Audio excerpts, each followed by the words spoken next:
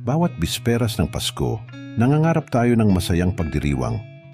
Pero may isang bisperas na nag-iwan ng bakas sa aking puso, isang araw na puno ng lungkot at bighati.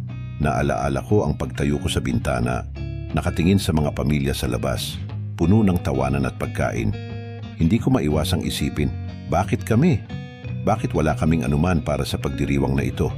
Nakaupo ako sa mesa, umuungol ang aking tiyan, nakatingin sa walang laman na plato.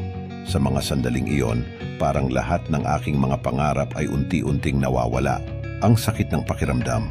Pakiramdam ko ay napabayaan ako. Ang tanging kasama ko ay ang mga luha na nagsasabing walang Pasko sa mga sandaling iyon. Ngunit sa gitna ng sakit, nakatagpo ako ng munting lakas. Hinding-hindi na ito mauulit, nangako ako.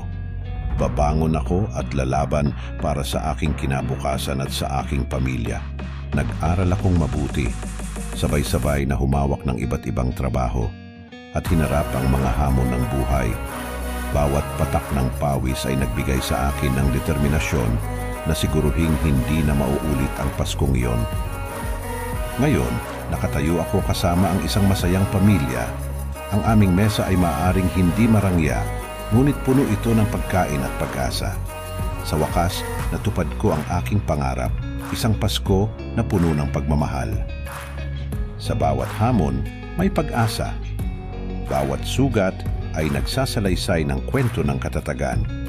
Huwag kailanman mawalan ng pag-asa sapagkat ang Pasko ay para sa mga nangangarap. Kung mayroon kang kwento na katulad ng sa akin, ibahagi ito. Mag-subscribe para sa higit pang mga kwento ng katatagan at inspirasyon. Hanggang sa muli, salamat sa panonood.